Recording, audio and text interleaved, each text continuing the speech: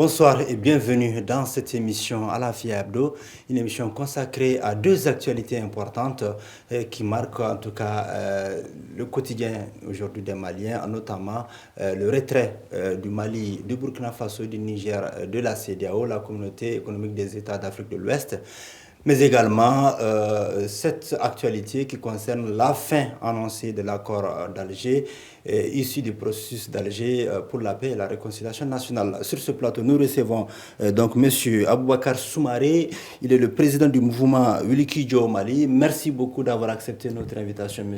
Soumaré. Merci, M. Maïga. Nous avons à côté de lui M. Ablaye Diallo. Il est le chargé de communication du collectif pour la refondation du Mali, Korema. Merci beaucoup d'avoir accepté notre invitation. Merci beaucoup, M. Maïga. Alors, comme je l'ai dit tantôt, le Mali, le Burkina Faso et le Niger qui se retrouvent d'ailleurs au sein d'une alliance qui s'appelle l'AES, l'Alliance des États du Sahel, ont décidé de façon, en tout cas, consensuelle de se retirer de la Communauté économique des États d'Afrique de l'Ouest, la CEDEAO. Alors, déjà, M. Soumaré, quel est votre sentiment par rapport à cela? Quelle est votre impression? M. Maïga, avant de répondre à la question, donnez-moi l'opportunité que j'ai saisie en saluant les spectateurs de votre petit camp. Bon, par rapport à mes sentiments, pour moi, l'État malien ou l'ASU, je m'exprime ainsi, pour moi, ils sont partis à la va-vite. Parce qu'une organisation aussi importante que la CEDEAO, dont le Mali est membre fondateur, bon, du jour au lendemain, ça s'est levé dire que bon, on a décidé de quitter définitivement cette organisation. Mais pour moi, ça fait peur. Ça fait peur pour nous au sein des mouvements, sur le plan économique, sur tous les plans animaux. Oui. Alors, qu'est-ce qui vous fait peur concrètement? Est-ce que, parce qu'on va, est-ce qu'il y a des arguments concrets qui expliquent cette peur-là? Bon, cette peur-là n'est autre chose que la CEDEAO, comme vous le savez, je ne vous apprends rien. Comme je l'ai dit, le Mali est membre fondateur de cette organisation. Bon, aujourd'hui, nous sommes un pays sous-développé. Nous n'avons pas de débouchés sur la mer. Vouloir quitter la CEDEAO, ben, on va se concentrer sur quoi? On ne produit absolument rien. Sur quelle base? On va s'atteler pour dire que bon, voilà, les trois pays, le Mali, le Niger, trois pays continentaux, quoi. Continentaux, mais qui n'ont pas de débouchés sur la mer. Voilà. Hein? Pour moi, un tel projet devrait être nourri par nos autorités. Ça devrait être un truc inclusif. C'est vrai aujourd'hui, ils sont autorités, mais ça revenait, comment on appelle là, au peuple entier, vraiment de se prononcer sur la question.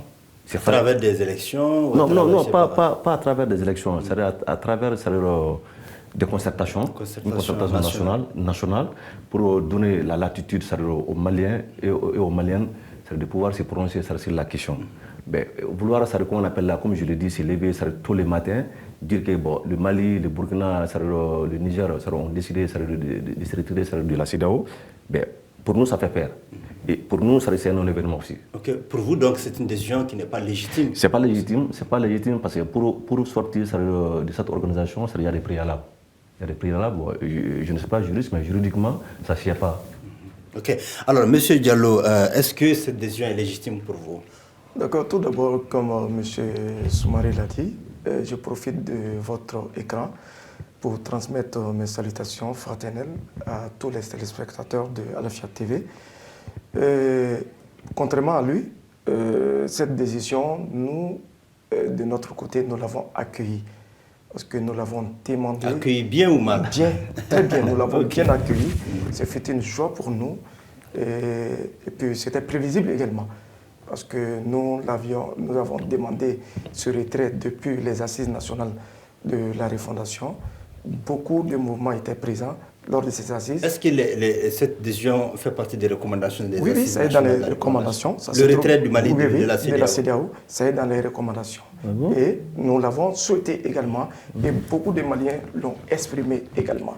Donc je crois que ces aspirations du peuple ont été prises en compte par les autorités en place. Et pour dire aux téléspectateurs que ce n'est pas une décision qui a été prise à titre. Donc il y a des experts qui ont été consultés bien avant et quelles seront les conséquences. Des experts nationaux ou des experts nationaux. On n'a pas besoin d'experts internationaux, mais nous avons des cadres ici, nous avons des experts ici, des personnes compétentes ici qui peuvent nous mettre sur des voies et pour une sortie de crise. Quel serait l'avantage pour le Mali de sortir de la CEDEAO concrètement? L'avantage du Mali, c'est un rapport de force, parce que vous avez vu tout récemment le communiqué de la CEDEAO. La CEDEAO a réagi.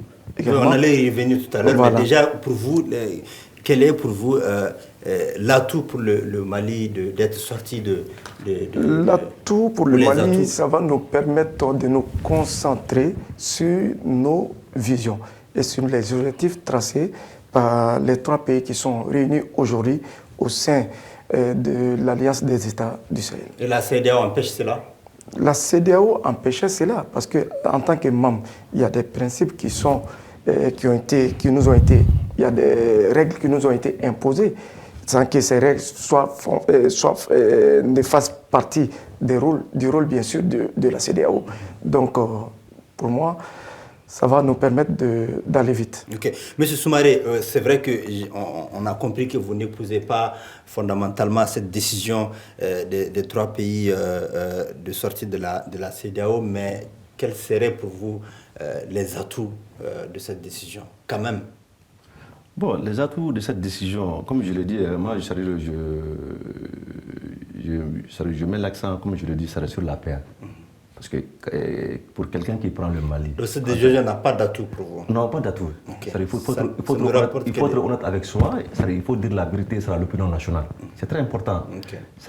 En voulant se quitter, comment on appelle, aller définitivement de la CEDEAO, franchement, il y a de quoi avoir peur. Ok, on n'a rien à y gagner. Mais parce que pour moi, c'est une décision qui est prise à la va-vite, quoi. C'est pas un truc qui serait préparé. Contrairement à ce que M. Diallo vient de l'évoquer, j'ai beaucoup de respect pour ces experts qui ont travaillé là-dessus. Mais pour moi et pour mon mouvement, c'est une décision qui serait prise à la va-vite. Ouais, ils auraient pu peut-être communiquer les décisions de ces experts de façon publique. Exactement. Et que les Maliens puissent donner leur opinion par rapport au travail fait par ces experts. Là-dessus, effectivement. Absolument. Alors, s'il n'y a pas d'atout, d'avantage pour vous, au-delà de ça, quelles sont, sur le plan économique, les conséquences, qu'elles soient bonnes ou mauvaises, quelles sont les conséquences économiques pour vous? C'est vrai que vous n'êtes pas économiste, mais qu'est-ce que vous avez comme point de vue là-dessus? Bon, par rapport à ça aussi, en termes sur le plan économique, le Mali, comme je l'ai dit, le Mali n'a pas de débouchés sur la mer. Ces 3 pays, ce sont des pays sous-développés. Le Mali ne produit absolument rien. C'est valable pour le Niger, c'est valable pour le Burkina. Mais sur la base de quoi, ils vont se mettre ensemble pour dire que l'AES est là, dorénavant, on est devenu un pays souverain. Mais ça, vraiment, je ne comprends pas, sincèrement. Alors, vous partagez son point de vue, M. Diallo? Est-ce que le Mali, peut-être que le Mali, quand même, a quelque chose à y gagner? Vous l'avez dit tantôt, mais concrètement, quels seraient pour vous les inconvénients? C'est vrai que vous êtes d'accord avec cette décision, mais est-ce que vous avez des inconvénients à nous proposer? Bon, aucune décision n'est sans conséquence. Toutes les décisions ont une conséquence, mais vous allez comprendre que, comme je l'ai dit, cette décision n'a pas été prise comme ça. Il a fallu des orientations des experts, comme je l'ai bien souligné.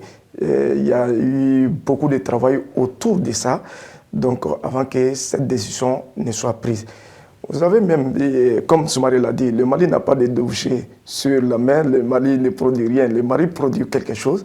Et ces pays qui ont des débouchés sur la mer et notre pays, nous complétons. C'est la complémentarité. Et cette complémentarité, nous produisons ici, il y a la production de l'or, il y a la production également du coton. Le coton aussi apporte beaucoup. Le Mali était classé premier récemment. Donc ça, c'est suite à la volonté de nos autorités qui ont bien écouté les producteurs de coton tout en mettant à leur disposition tout ce dont ils avaient besoin. Je reviens sur ma question, est-ce qu'il y a un inconvénient, même si c'est un seul, est-ce que vous pouvez nous proposer? Bon, les inconvénients, il y en aura, mais nous sommes prêts, parce que les experts qui ont travaillé là... Ces experts, est-ce qu'ils ont évoqué un inconvénient, par exemple? Est-ce que ces experts ont... Non, ce n'est pas forcément que des experts soient appelés par les hautes autorités pour venir travailler sur un projet et ensuite donner rapidement, faire une restitution au peuple malien. Ce n'est pas comme ça. L'État ne marche pas comme ça. L'État, il y a travail souvent au sous-sol pour pouvoir... oui, les dessous, voilà, les on dessous, va pas, c'est vrai, voilà, mais dites-nous exactement quelle est la conséquence fâcheuse de cette décision. Bon, moi, je ne vois pas de conséquences fâcheuses. Okay. Et ceci, comme vous dites, si cela va peser sur le Mali, il faut s'attendre que cela va peser également sur ces pays qui ont des débouchés sur la main, avec lesquels nous travaillons également. Donc, il y aura de nouveaux accords entre nous et ces pays dans le cadre de la diplomatie. Ça ne va pas s'arrêter. Parce que si on se retire de la CEDEAO, ce n'est pas la fin du monde. Cela ne veut pas dire que nous ne serons pas amis avec ces autres pays membres de la CEDEAO. Bon, comme nos pays voisins qui sont le Sénégal et la Côte d'Ivoire. Ça ne va pas mettre fin. Vous avez vu, quand nous avons décidé de rompre avec la Côte d'Ivoire en ce qui concerne l'accès à leur port au moment des sanctions, la Guinée nous a ouvert ses portes, l'Algérie également, la Mauritanie également. Toutes ces portes-là ont été ouvertes. Et au-delà de ça, la Côte d'Ivoire et le Sénégal ont envoyé des délégations pour dire au Mali de ne pas couper le lien entre... Parce qu'on était encore dans la CEDEAO. Non, pas seulement dans la CEDEAO. Ils ont des intérêts. Non, ils ont des intérêts. Parce que le Mali fait entrer des milliards. C'est vrai, c'est vrai. Dans les caisses de ces pays-là. Aujourd'hui, Monsieur Soumaré, qu'est-ce qu'on peut dire sur le plan, je ne sais pas, de l'intégration politique? Quelque part, est-ce que la CEDEAO n'a pas échoué à vraiment faire en sorte que ces États ouest-africains soient des États intégrés, politiquement et économiquement? Politiquement, je suis tout à fait d'accord avec vous, M. Maïga. La CEDEAO, très sincèrement, a failli. Elle a failli, ça reste sur pas mal de plans. Parce que si aujourd'hui, vous voyez ces pays limitrophes qui essaient de se mettre ensemble pour dire que bon, voilà, on va se retirer de cette organisation, ben, ça donne à réfléchir. Ça veut dire d'une part que la CEDEAO n'a pas joué pleinement son rôle, très sincèrement. Notamment son rôle en ce qui concerne la protection des populations civiles, avec des sanctions quand même que le Mali a vécu de façon dure. Et je pense que ça fait partie aussi de ces raisons pour lesquelles le Mali a vraiment souhaité quitter cette CEDEAO-là. Monsieur Diallo, par rapport aux taxes douanières, quand même à Kidira, je ne sais pas, à Kouré-Malé, quand même, ça va beaucoup jouer sur même en fait, ce marché-là qui existe de façon historique. Ces gens-là, ces communautés sont si on prend les communautés Djoula entre la Côte d'Ivoire et le Mali, on prend les communautés, on va dire Soninké et Khassonké à la frontière sénégalo-malienne, c'est des communautés qui ont toujours vécu ensemble. Aujourd'hui, avec le retrait de la CEDEAO, ça va quand même avoir un impact négatif sur cette vie communautaire et commerciale. Non, ils seront décidés de qu'est-ce qui est bon pour les peuples, que ce soit du côté du Sénégal, que ce soit du côté du Mali. Mais je reviens à la question de M. Soumaré concernant la CEDEAO. Parce qu'il a dit que la CEDEAO a failli. C'est vrai que la CEDEAO a failli à sa mission. Vous prenez le bon mot et le mauvais. Le rôle de la CEDEAO était purement économique. C'était purement économique. Aujourd'hui, la CEDEAO est sous l'influence de forces extérieures. Il faut l'évoquer, il faut le dire. C'est ça qui a même fait que les gens ont plus confiance à la CEDEAO. Même les peuples des pays membres en veulent beaucoup à la CEDEAO. En 2012, quand le Mali était attaqué par les terroristes, si la CEDEAO avait agi depuis lors, nous n'en serons pas là aujourd'hui. La CEDEAO, ça fait 15 pays. Il y avait eu d'abord la MISMA, la mission... Mais la MISMA a failli. Qu'est-ce qu'elle a fait? Pas la MINUSMA, avant les États africains. Oui, mais qu'est-ce qu'elle a fait? C'est la communauté internationale qui a mis pression à la MISMA de dégager et pour faire venir la MINUSMA. pour faire la BNUA. Si la CEDEAO résistait et qu'elle disait non, nous ne voulons pas de la MINUSMA au Mali. Mais la MINUSMA était encore composée des États africains. Mais les États africains n'ont rien fait. Mais ils devaient agir de façon militaire. Ils n'ont rien fait. Ils n'ont rien fait. On ne peut pas dire qu'ils n'ont rien fait. Il n'y a aucun résultat. Peut-être qu'il n'y a pas peut-être un résultat à hauteur de souhait. Il n'y a pas de résultat. Mais rien fait, c'est trop dire. Ils ont perdu des hommes, ils ont perdu, il y a quand même des casques bleus. Mais ces gens-là, je vous dis, ils sont prêts à sacrifier des hommes au profit de leur intérêt. Oui, à cause de ces hommes, on ne peut pas dire qu'ils n'ont rien fait. Je vous l'ai dit. Ces hommes-là sont venus en une mission dont ils ne connaissaient pas les réels objectifs. On les a sacrifiés pour rien. C'était quoi les réels objectifs? Les réels objectifs, c'était pour protéger des intérêts égoïstes. De qui? Des Occidentaux. Qui ont de l'influence sur ces... Jusqu'à présent, on attend les preuves... Mais les preuves sont là. Les preuves sont là. Comment est-ce qu'un président d'un continent, l'Europe par exemple, un président européen qui exige aux autorités, aux responsables de la CEDEAO de prendre des sanctions. Il a dit à la télé, et tout le monde l'a entendu. Je vais dire son nom, Emmanuel Macron, quand il disait à la télé, je vais instruire à la CEDEAO de prendre des sanctions contre ces pays. La CEDEAO ne devait pas écouter. Si les sanctions devaient venir, ça devait venir de façon volontaire. Qu'ils le disent ou qu'ils ne le disent pas, les sanctions allaient tomber. Non, mais quand la CEDEAO, comme je l'ai dit, son rôle, ce n'est pas de prendre des sanctions. La première mission de la CEDEAO, ce n'était même pas de prendre des sanctions contre ces pays. C'était de s'asseoir autour de la table, dialoguer avec ces gens-là qui ont pris le pouvoir et essayer de voir comment est-ce que nous pourrons convenir à des propositions de sortie de crise pour le bien de la nation et des peuples de ces nations-là. Mais au lieu de ça, ils sont venus en force et essayer d'imposer les règles. Ça ne se fait pas comme ça. Le Mali appartient aux Maliens. Et je dirais qu'au Mali, il n'y a pas eu de coup d'État. Il faut que les gens le chassent. Il y a eu un soulèvement populaire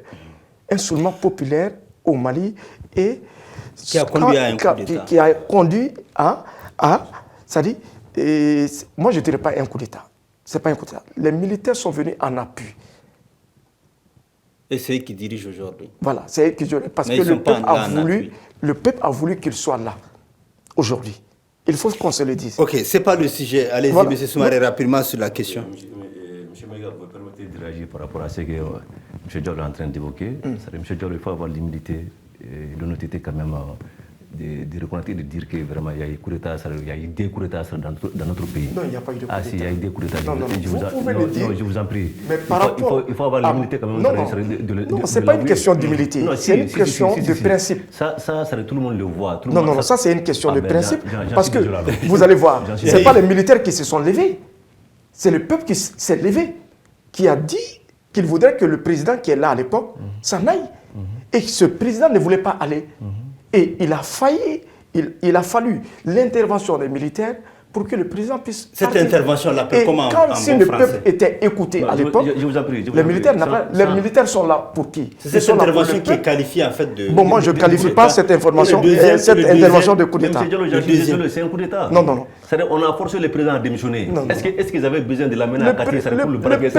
Il n'a pas été braqué. Et le deuxième, est-ce que le deuxième, comment on peut qualifier le deuxième? Comme vous l'avez su, c'est la rectification. C'est fait une rectification. Parce que Bandao ne répondait pas aux aspirations du peuple.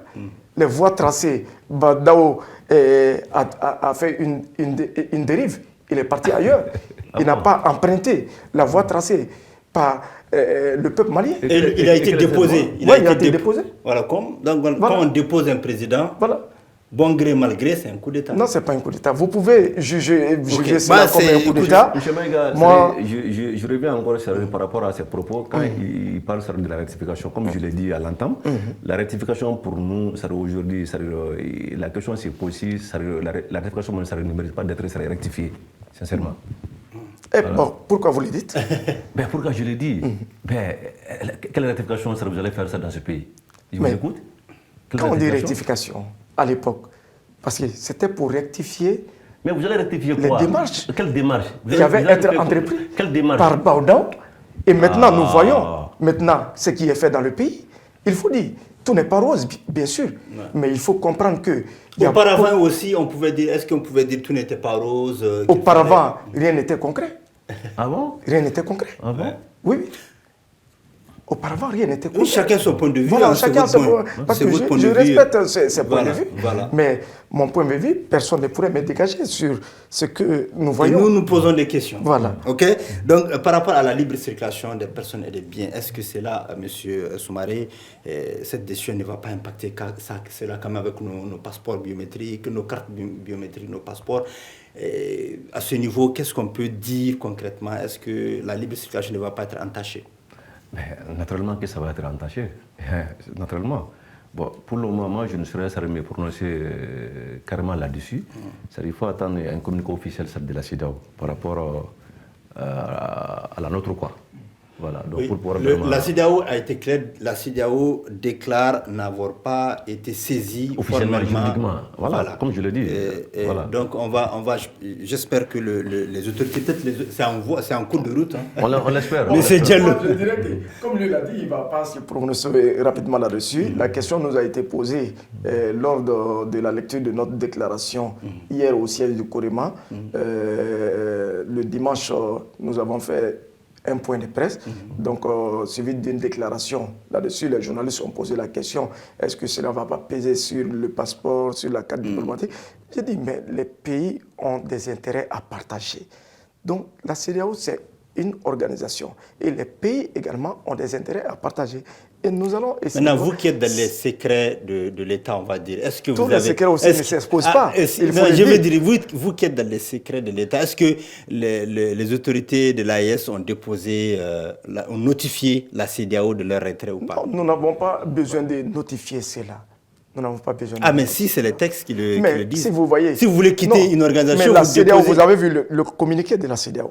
La CEDEAO est prête à dialoguer avec ces trois pays. Mais elle dit... Donc ça veut dire que le retrait n'est pas... Ça veut dire que le retrait n'est pas acté. On vous dit qu'il y a des pays là pour se retirer. Non, quand la CEDEAO s'est dit, nous sommes prêts à dialoguer. Même s'il y a... Non, c'est pour que vous ne quittiez pas. Voilà, c'est pour que nous ne quittions pas. Donc vous n'avez pas déposé. Nous avons un retrait. Ce n'est pas une fin.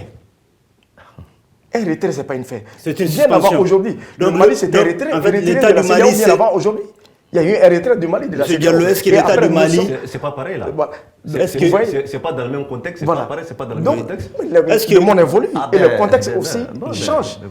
Est-ce que M. Diallo, l'État du Mali, a juste suspendu sa participation, en tout cas au sein de la CEDEAO, ou bien... Ils n'ont pas suspendu, ils ont fait un retrait, nous nous sommes retirés. Sans informer la CEDEAO, n'est-ce pas?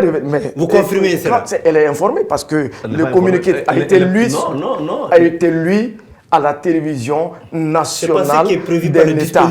Mais les dispositions, est-ce que la CEDEAO a respecté elle-même ses dispositions? Est-ce que la CEDEAO a respecté elle-même son rôle? Hein? Donc, nous sommes dans un principe de réciprocité, comme l'a dit nos autorités. Vraiment, si eux s'étaient respectés pour nous respecter... Moi, je me disais que le Mali allait déposer la notification... Non, nous n'avons... Conformément aux règles, quoi. Les règles ne sont jamais respectées par la CEDEAO. Bon, du tout ça, qu'ils soient respectés ou pas, en tout cas... C'est pour cela que j'ai Par exemple, si vous démissionnez de votre poste... Ça va dépendre. Par exemple, si moi je viens vers M. Soumaré, de façon courtoise, posée, en rentrant dans sa famille, il va bien m'accueillir. Ça, c'est une question de principe. Et le principe est respecté. Mais si moi je viens de façon vulgaire vers M. Soumaré, il ne va pas bien m'accueillir, il serait étonné. Donc, il va me répondre de la façon à laquelle moi je viens vers lui. Donc, les choses sont simples, c'est logique. Donc, il faudrait comprendre ça. Non, l'idée derrière cette question, c'est quoi? C'est que moi, si je décide de démissionner d'une organisation, de là où je travaille, je ne vais pas sortir à la télé ou quelque part pour dire que je démissionne. Non, c'est un communiqué pour informer. Même si je le fais avant, je peux le déposer après. C'est un communiqué qui a été fait. Ça risque de devenir de la communication simple, quoi. Non, ce n'est pas une communication. Vous allez voir les résultats qui vont s'afficher. Bientôt, je ne vais pas vite me prononcer là-dessus, mais vous allez voir ce qui va résulter de tout ceci. Bon, Maïga, et ça va tourner à la faveur des pays de l'AES. M. Maïga, moi je vois cette question autrement, hein, sincèrement. C'est-à-dire tout ça là, tout cette comment on appelle la va-vite là, ce n'est autre chose que, c'est-à-dire il y a une date qui est là, qui vous attend. La transition, ça va donner une date par rapport aux élections. Bon, on achemine ça vers cette date-là, n'est-ce pas? Bon, est-ce que, en tout cas pour nous, nous voyons comme ça les choses. Parce que la date des élections s'approche. Bon, il faut avoir, qu'on appelle, faire des jeux. Je pense que les autorités sont en train de préparer quand même les élections, certainement, que voilà, ils n'ont pas encore annoncé ça, mais dans les... Aujourd'hui, on est le 29 aujourd'hui. On est le 29 janvier aujourd'hui. Les élections, c'est le 24 février. Bon, selon vous. Non, je pense que ça c'est officiel. C'est pas selon moi, ça c'est officiel. C'est ça qui a été acté. Non. Au niveau de la communauté internationale, au niveau de la CEDEAO et au niveau de la classe politique. Je pense que c'est même du gouvernement, les gens sont d'accord qu'il faut aller vers les élections. On n'en parle plus. On n'en parle plus. Non. Si, je vous laisse parler. À mon avis, il faut que les autorités arrêtent de prendre des enfants du bon Dieu comme des canards sauvages. Les gens ne sont plus dupes. Les gens ne sont plus dupes. C'est-à-dire, moi je suis légaliste, je suis démocrate, mais j'aime ce pays-là. Arrêtez, c'est-à-dire, avec les histoires des propagandistes. Hein? Non, mais c'est important. C'est important. Les Mali nous appartiennent à nous tous.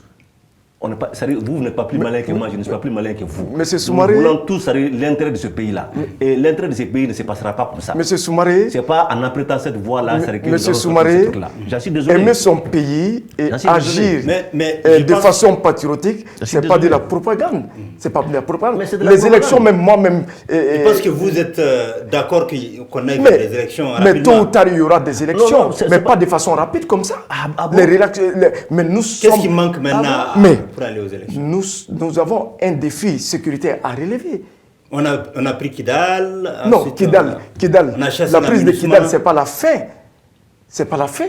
Qu'est-ce qui reste? Il nous reste beaucoup à faire. Comme quoi? Il y a des localités et qu'on essaie également Quelles localités sous contrôle djihadiste maintenant? Mais il y a beaucoup de... Mais si ces localités ne sont pas sous le contrôle des terroristes, mais les terroristes font des attaques chaque jour.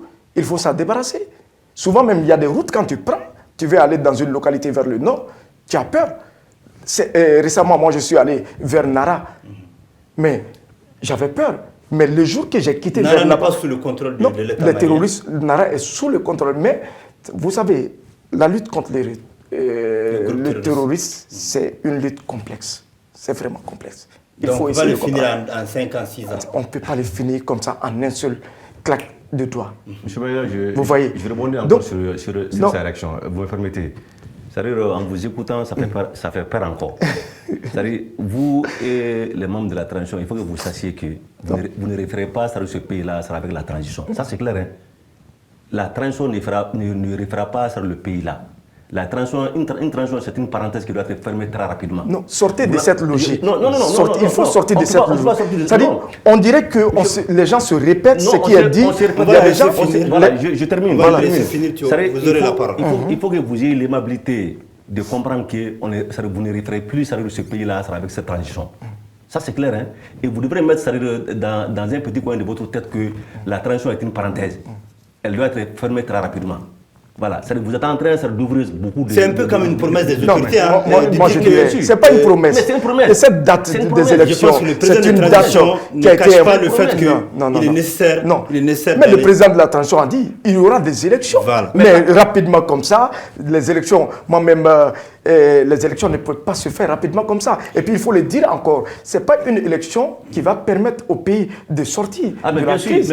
Non, ce n'est pas une élection qui fait une nation. Non, ça, ce sont... Il faut retourner à l'ordre constitutionnel. Ça n'a aucun sens. Ah, si. Ça n'a aucun sens. L'ordre constitutionnel n'a pas... Nous vivons un ordre constitutionnel. Quel Malien a refusé son salaire parce que nous ne sommes pas dans l'ordre constitutionnel? Hein? Quel Malien n'est pas soigné aujourd'hui dans un... Quels sont les hôpitaux qui sont fermés aujourd'hui? Parce que nous ne sommes pas dans l'ordre constitutionnel. Mais vous savez ce qui se passe dans les hôpitaux? Qu'est-ce qui se passe dans les hôpitaux? C'est la relève. Quelle relève? Qu'est-ce qui se passe réellement dans les hôpitaux? Je vous invite à faire un tour, ça qu'on appelle au point G, au Gabriel Non, Touré. vous pouvez m'informer avant que je ne fasse un tour. C'est quand je ne suis pas d'accord avec vous, je vous dis que je vais faire un tour pour aller vérifier de moi. En conseil de cours. Voilà. Je ne veux pas vous étaler. On va se battre ensuite. Voilà, il faut m'écouter. Je vous invite aujourd'hui à prendre votre courage à demain en allant faire un tour dans ces différentes structures. Que ce soit les grands hôpitaux, que ce soit les centres de santé de référence. Et en ce moment, on va retourner sur notre débat. Je vous rassure aujourd'hui qu'en matière de santé... On doit rendez-vous aux téléspectateurs la prochaine fois. Voilà. Mais je lui rassure aujourd'hui... Ça me convient parfaitement, mais je lui rassure en termes du système sanitaire que les autorités sont en train de mettre beaucoup... sont en train de s'investir beaucoup là-dedans pour que les Maliens puissent se sentir à l'aise. Aujourd'hui, il nous reste une vingtaine de minutes, on va rapidement parler de cet accord d'Alger qui j'allais lui évoquer qu'au sein du CNT... Non, on a un rendez-vous, Monsieur Diallo, voilà, l'accord d'Alger qui était déjà d'ailleurs mourant. Monsieur Soumaré, vous, est-ce que vous avez été surpris de voir le Mali se retirer, le gouvernement du Mali se retirer de cet accord? Bon, nous avons été surpris parce que, et là, il faut avoir aussi l'aimabilité et l'humilité de saluer nos autorités par rapport au retrait de ces accords antinationalistes. C'est très important parce que nous, je me rappelle... C'est un accord antinationaliste? C'est un accord antinational. Ça doit plaire à... Non, ce n'est pas une question de me plaire.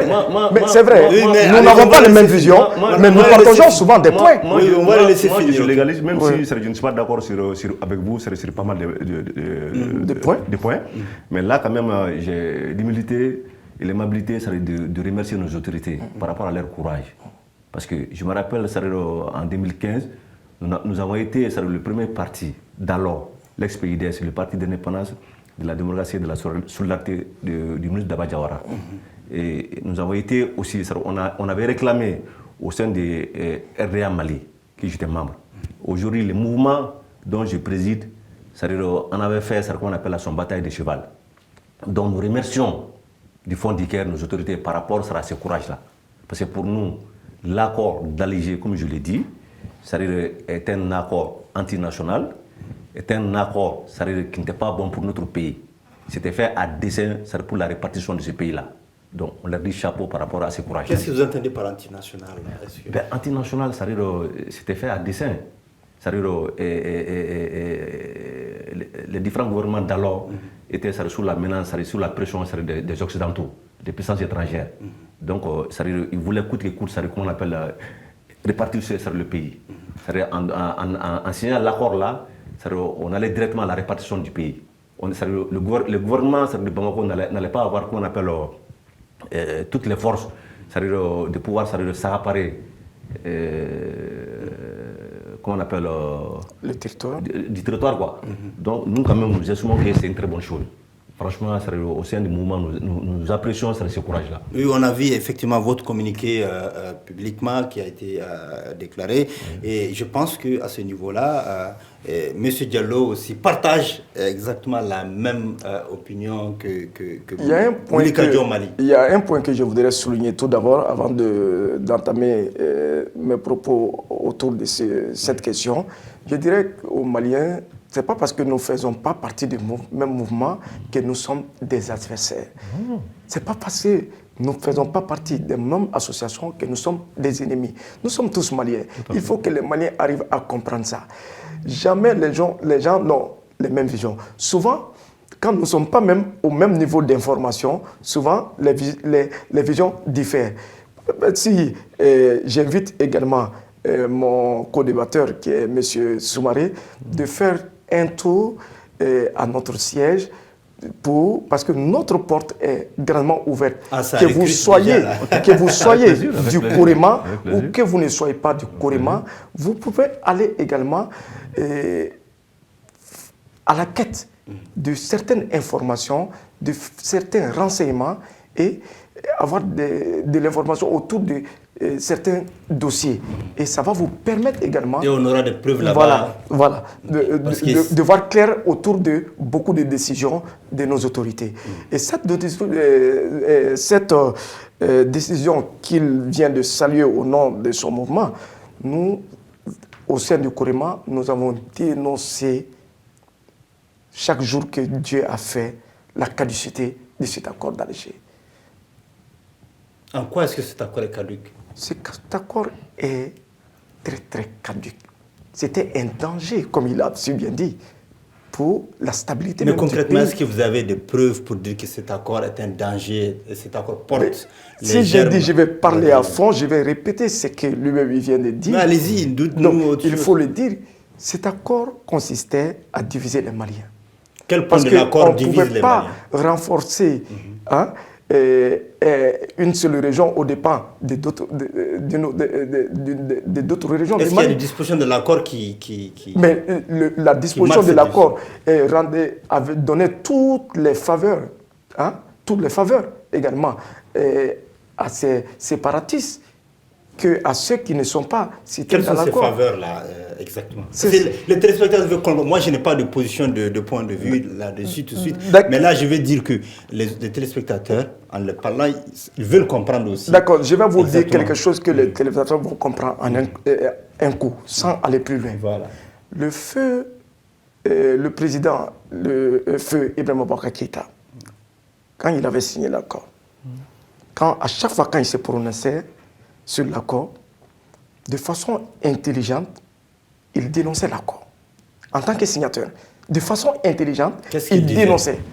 Il a même eu à dire que j'avais le couteau sous ma gorge. Il a même eu à dire que ma main a été forcée, comme Serge Daniel l'a si bien dit lors d'une intervention sur le plateau de TV5 Monde. Il a révoqué les propos du président Feu Ibrahima Boubacar Keïta, paix à son homme, que le président même lui a même dénoncé l'accord lui-même en tant que signateur. Ma main a été forcée parce que ce n'était pas de son propre gré.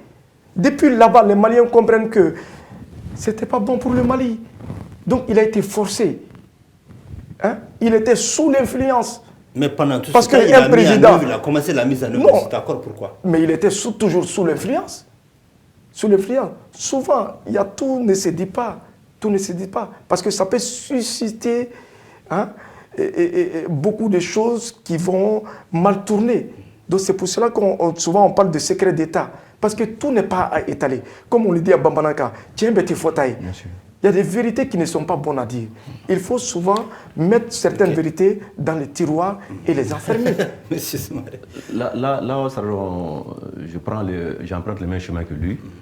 Quand vous demandez pourquoi l'accord là n'était pas bon, en réalité, l'esprit de l'accord, c'était pour ramener la paix, la réconciliation. Mais bientôt 10 ans après sa signature, cet accord-là n'a apporté ni paix, ni la réconciliation. Et les forces autodéfense n'ont jamais été cantonnées. Donc, comme je l'ai dit, c'était fait à dessein pour la partition du pays. Quand le Mali signait cet accord-là, les groupes armés étaient beaucoup mieux armés. Ils étaient plus le fait qu'il y ait cet accord, il y a eu quand même de cessez-le-feu, il y a eu pas mal de choses. Oui, il y a eu pas mal de choses, mais en réalité, nous, on est sur ça, on se raconte sur ça, ce n'était pas bon pour le pays. Ça, vraiment, c'est une décision patriotique qui doit être saluée pour chaque Malien, pour tous les Maliens. Mais concrètement, est-ce que tout était mauvais dans cet accord? Tout cet accord-là était mauvais. tout l'accord-là était mauvais. Ah oui? Il faut avoir le courage de le dire. Tout cet accord-là était mauvais pour le pays. Mais il y avait quand même je reviens à un petit point. Tout un pan en ce qui concerne le développement du Mali qui était à l'intérieur de ce Monsieur Maïga, prévu dans cet accord. Nous sommes un pays d'histoire. Le Mali vient de très loin. Le Mali est un modèle. On ne peut pas transporter la question du pays ailleurs du pays.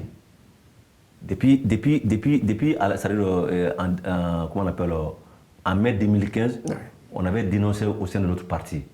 Nous exigeons, nous demandons à nos autorités un dialogue malien. Okay.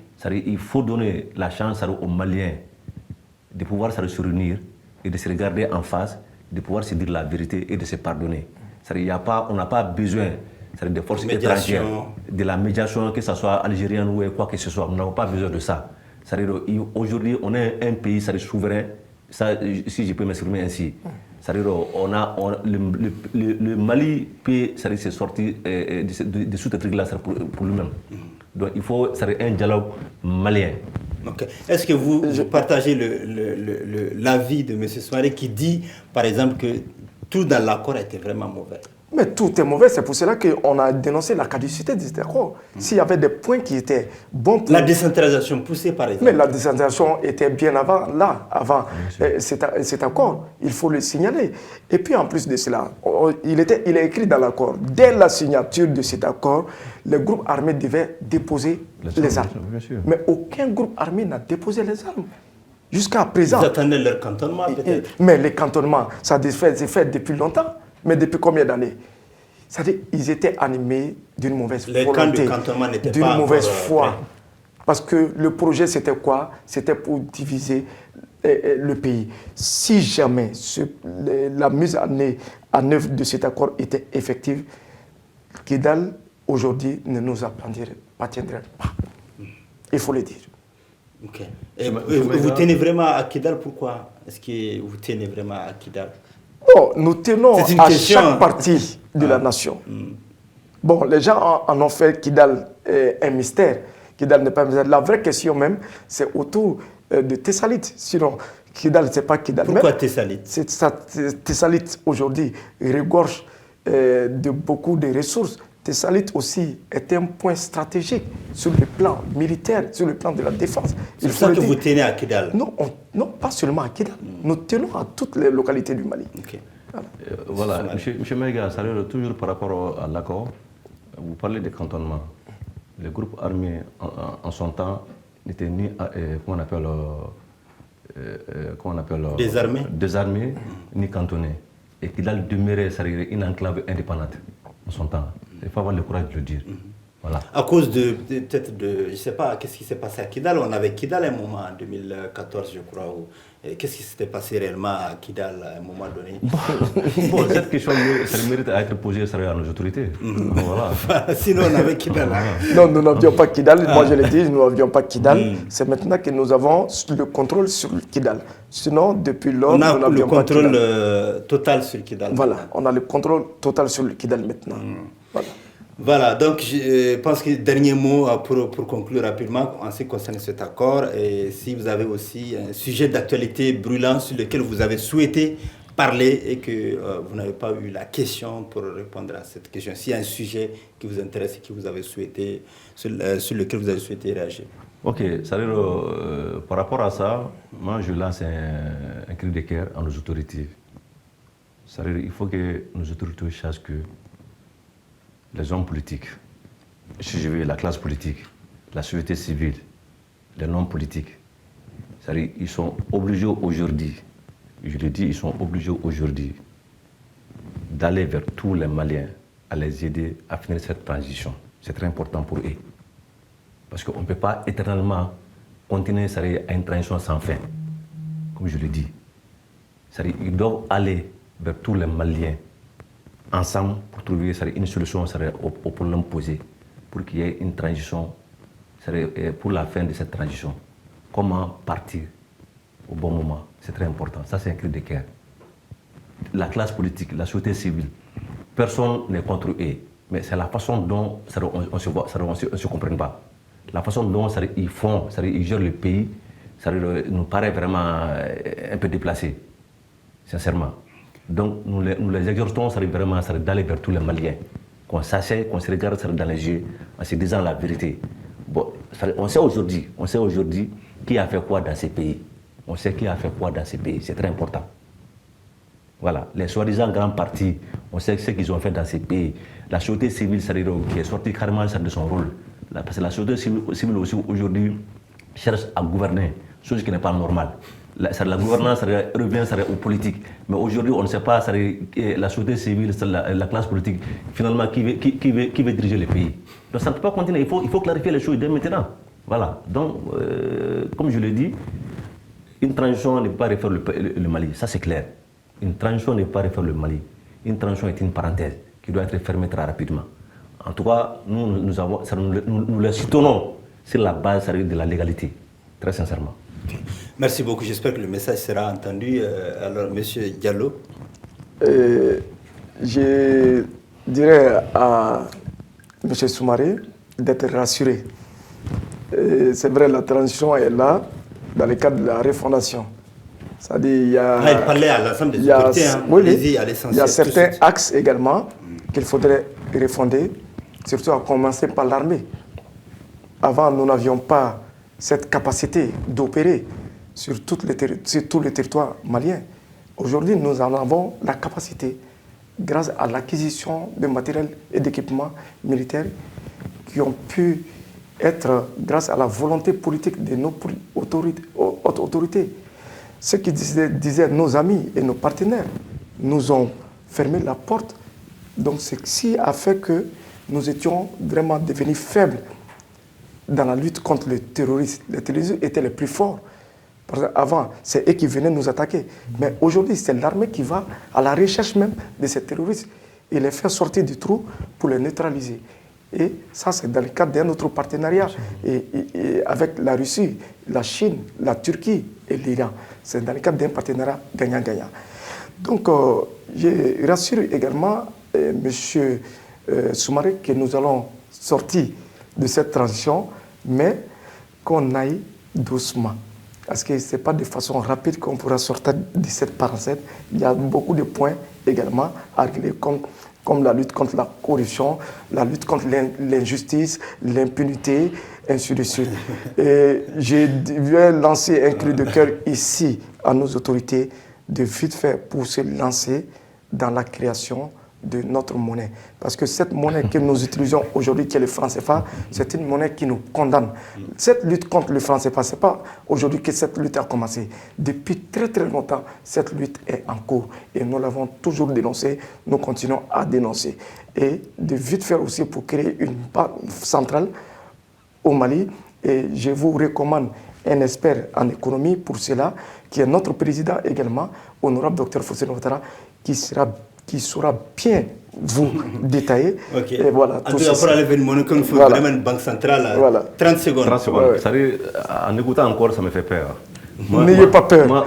Je vous rassure. Je suis un héritier du camarade fait président Modibo Keïta. N'ayez pas peur. Modibo, en son temps, l'avait fait. Le gouvernement de RDA l'avait fait. On avait créé sur le franc malien, mais la situation est tous révolue. Voilà, n'ayez pas peur. À la fièvre prend fin avec ces échanges si intéressants. Malheureusement, le temps nous est compté. On était avec M. Aboubakar Soumaré, il est le président du mouvement Wilkidjo Mali, et nous étions également avec M. Abdoulaye Diallo, chargé de communication du mouvement, du collectif pour la refondation du Mali, Korema. Merci à vous deux d'avoir accepté cette invitation et à très bientôt sur Alafia TV. Merci.